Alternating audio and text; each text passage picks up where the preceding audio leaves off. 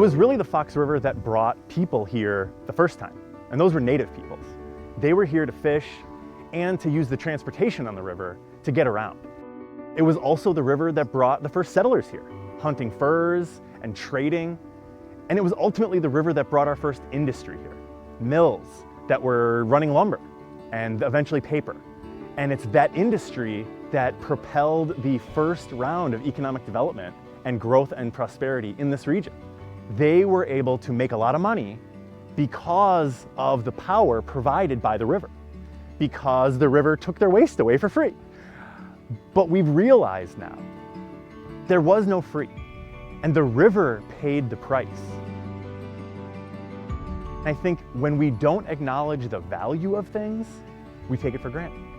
And so talking to people about how much we spent to clean it up, about how easily that could be lost again, it's when you have assets, treasures, like the Fox River, that once they're gone, there is no coming back. That is the value.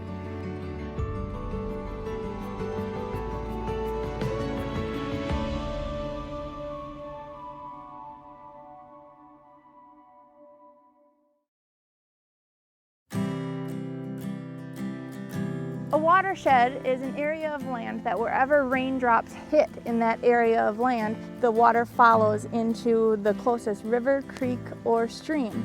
So a watershed kind of acts like a bowl, and wherever rain falls within the bowl, it's going to get to the bottom of the bowl. The bottom of the bowl for the Fox Wolf watershed is the Bay of Green Bay. So water that falls up in Crandon, Wisconsin, follows the river, the Wolf River, down, ultimately meets up with the upper Fox River and goes into Lake Winnebago. The water from Lake Winnebago leaves, goes into the lower Fox River, and then drains northeast to the Bay of Green Bay. And that whole region is the Fox Wolf watershed.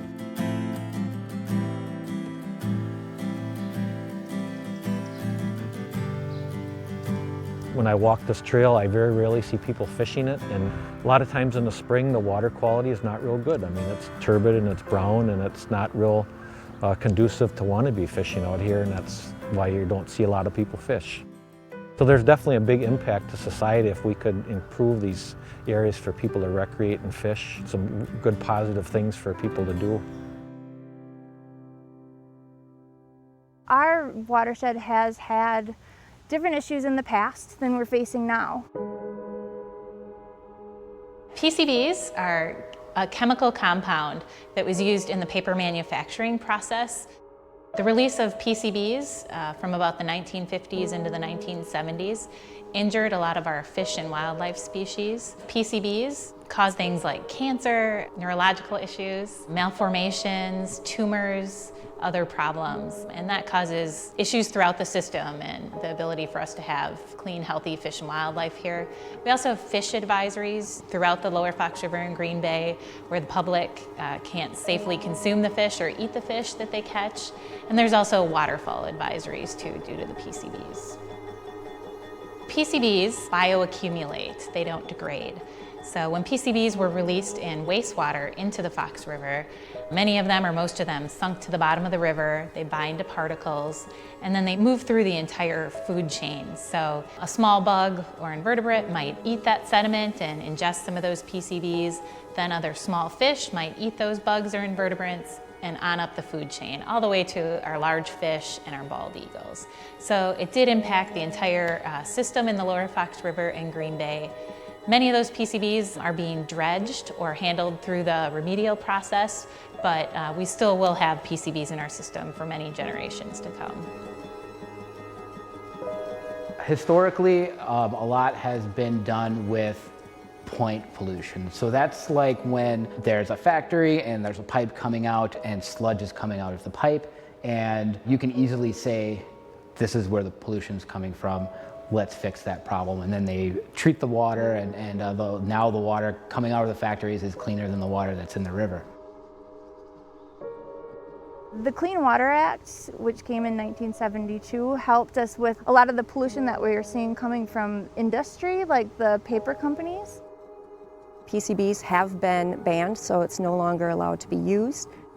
The industry in the Fox River area, they have much more regulation on what chemicals they can use, how they have to treat or clean the water before it's returned back to the river. Now our problem is sediment, which is dirt, and phosphorus, which is a nutrient that grows in all living things. So it's hard to imagine those things as pollution, but that's the pollution that we're facing right now. And that comes from urban landscapes, from all of our yards, from the trees, and it also comes from the agricultural landscape. Anytime we plow up a field, that dirt has the risk of running off and going into our waterways. The sediment and the nutrients are causing dissolved oxygen issues for the fish that live in our waters. And the phosphorus is causing the algae blooms that happen in the river and in the bay and in Lake Winnebago. And then we still have what we call point source pollution, which is wastewater treatment facilities coming from the industrial and the municipal sector. So we really all have a contribution to the water problem.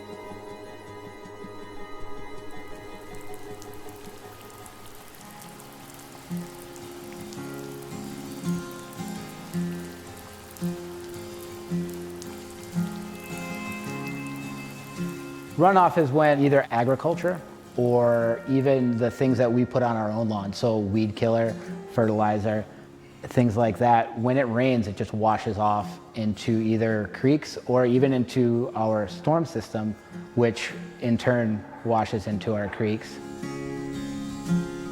The Fox Valley area is quite populated, and every year more and more people come to this area. So as the population grows, urbanization spreads. More urbanization leads to more impermeable surfaces. We have more roads, we have more driveways, more sidewalks. The more impermeable surfaces we have, it really takes away from water having the ability to soak into the ground. That's one of our biggest impacts in the cities. As rainwater washes over our cities, it picks up a lot of things with it as it makes its way into our storm drains, which lead right out to our lakes and our rivers. So many people are surprised to hear that our storm drains and our streets lead to our lakes and rivers. A lot of people think that that water's treated before it's released into the Fox River. It's not though, so just understanding that that water running off is going to go untreated will let me know that there's things I need to do to keep that water cleaner before it's able to reach the Fox River and other bodies of water.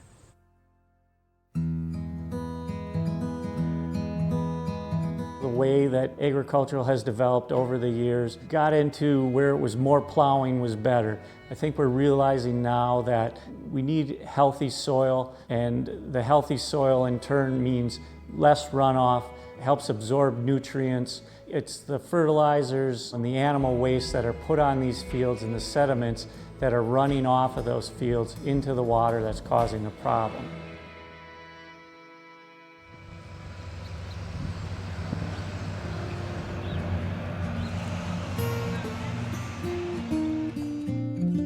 I've been a dairy farmer since I graduated from high school in '92. Grew up on the farm. Actually started taking some of the management roles already when I was 14, 15 years old. I've been with my dad as long as I could walk, probably, so it was pretty much the only thing I have ever done in my life. One of the things that we work on here for water quality is soil health. Some of the practices that we do to improve soil health is cover crops, multi-species cover crops, no tilling, low disturbance manure application. We're doing edge of field monitoring and other trials to help improve feed quality, which in return, by growing a crop, we can also improve water quality. When we're doing trials out there and we can see differences in the field of different trials that we've done, and it helps us measure and find out what practices worked, what practices didn't work so well, and also the cost effects of what the practices that we did. The main thing we're trying to prevent is sediment runoff. If we can prevent that, we can reduce the amount of phosphorus that goes into the river by 50%. We got the mindset of a nice brown field after it's planted as a good-looking field. I look at it now as soil washing away other issues that come with that. When I see a green field, I see that as a lot less risk.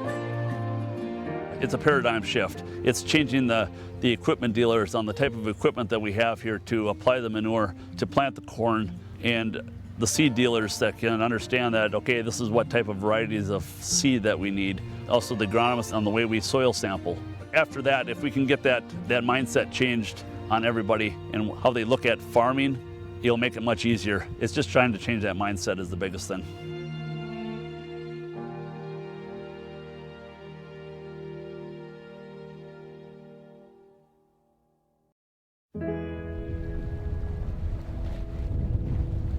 We'll drive up to the first leg, which is about as far as we can go. There's active dredging out right now, and then we'll get out and we can kind of look at things. Cat Island was a historic chain of barrier islands in lower Green Bay. Much of it was destroyed during the high water levels in the 1970s and early 80s, and especially the trees and other vegetation that was on the islands. We are restoring those islands so that the islands themselves will provide habitat for wildlife, but also improve the area behind and protect the area behind the islands for fish and other wildlife habitat that we want to work on in the Duck Creek Delta. I think over the last few decades, we've made tremendous strides in restoring habitat for fish and wildlife, both in the lower Fox River and Green Bay. To date, there have been about $43 million in settlement funds that have been put out on the landscape to restore the environment. Those are things like places for the public to hike, land that's been preserved on the west shore of Green Bay, the Wolf River bottomlands, Door County, many other areas, providing habitat for our fish and wildlife, restoring wetlands, improving streams, and giving fish and wildlife a place that they can reproduce, that gives them a healthy habitat to live and thrive in.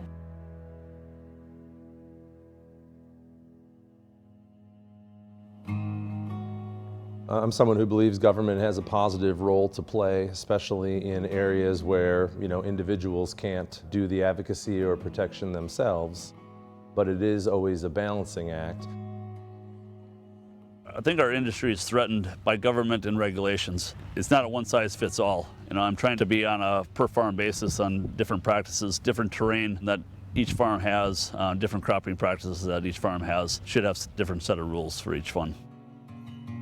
The slope of the land, how fast water runs off, the type of soil that's there, all these things change what the best practice might be. And if you have a field that's very low in slope or flat, you're going to treat that field differently than one that has a lot of slope where loose soil can run off pretty aggressively.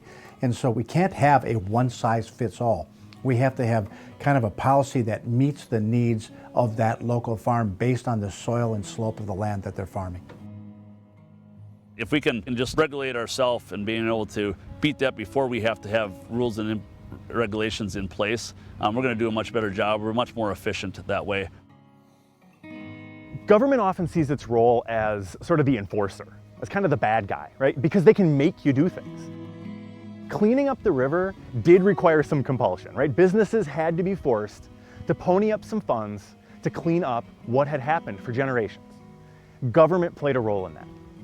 But maintaining the cleanliness of the river, keeping the value of our natural resources, is going to require a partnership. These days, politics have become somewhat polarized, and sometimes I think people on all sides tend to adopt the entire agenda from a purity basis. I think in a lot of cases, blanket environmental regulation may not work as effectively as some other approaches. I think many businesses and many farms want to do the right thing and want to be responsible and want to do their part. I can understand some of the frustration. It's important that the state has a role not only in establishing the guidelines and enforcing the rules, but partnering with a lot of these farms in this case to develop nutrient management plans and to try to help them operate in an efficient way where they can do well economically while mitigating any environmental concern. I certainly support some of the goals of what the EPA is trying to establish in terms of standards, but how we get there in the best way possible probably would require some more flexibility. And it takes regulation a lot of times to get people to do things, but it can't be just regulation. We need to have everybody on board with wanting to do it and be part of the change. If we can all be good stewards of the land and water, we can do this together without increased regulation, but we need everybody on board.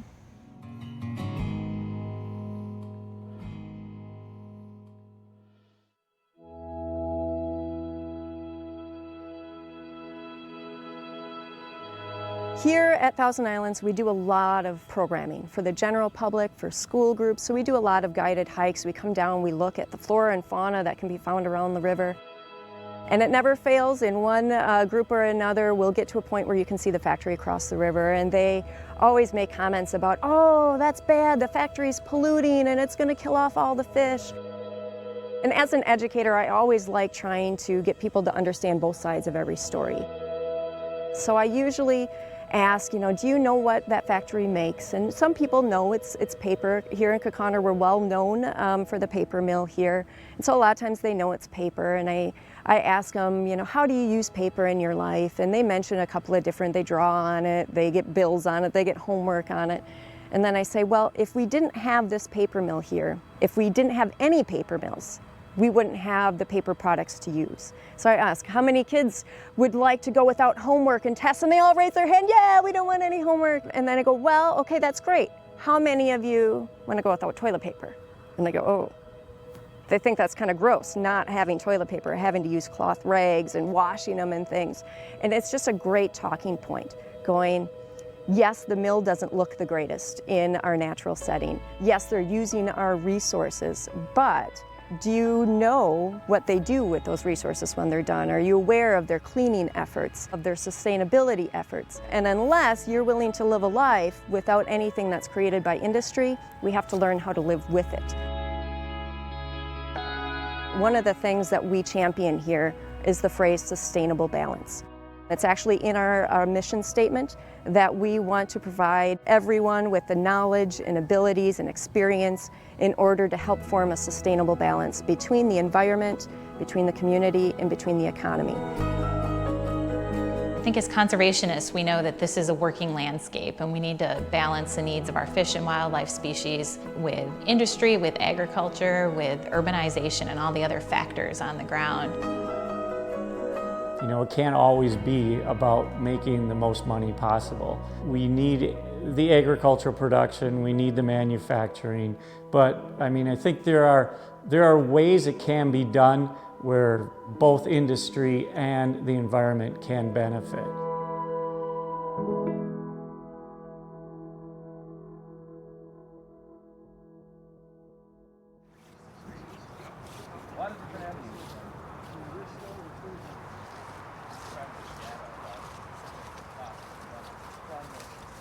We chose this because this is the accessible part.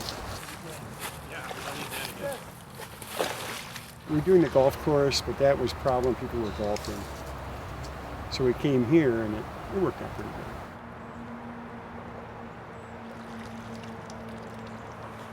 good. I'm a volunteer. That's my son down in the water. They have certain sites that are flowing into the Fox River, and this is one of them. And they're trying to measure the nutrient content. It takes a spark. You can't really just expect people to care about things. You have to get people involved.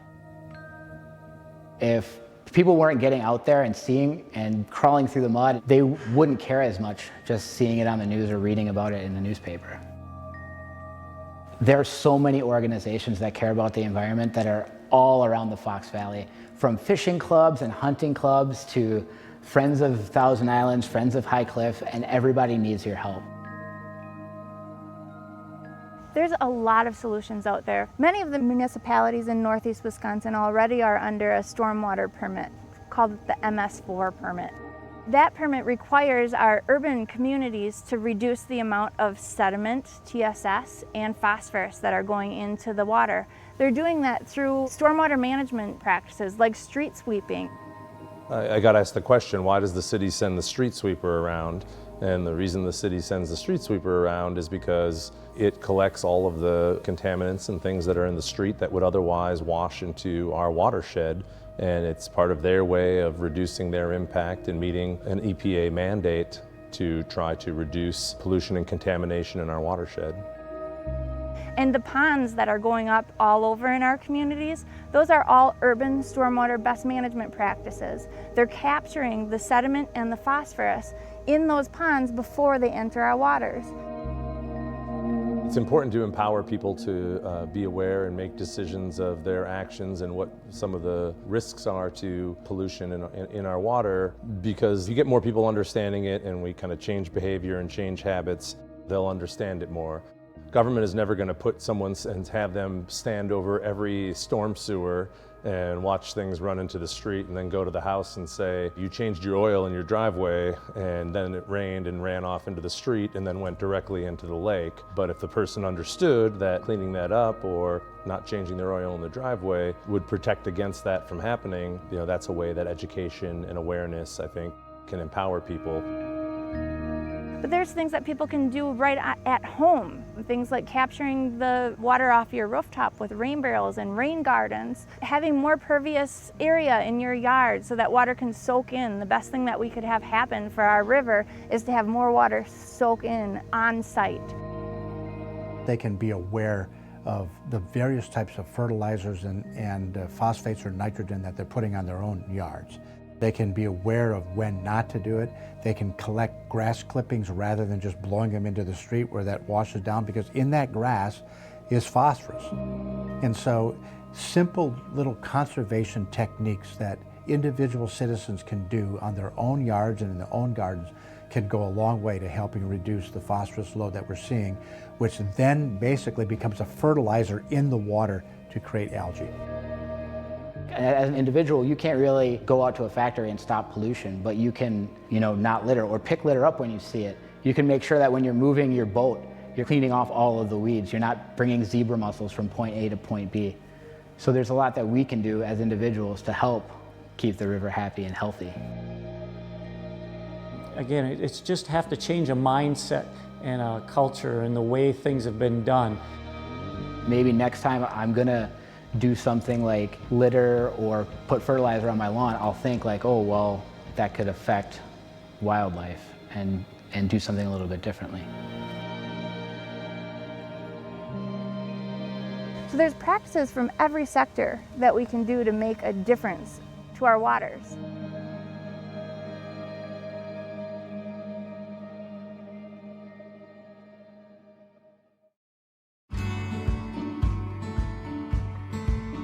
We take clean water for granted because here in Wisconsin, we're surrounded by it.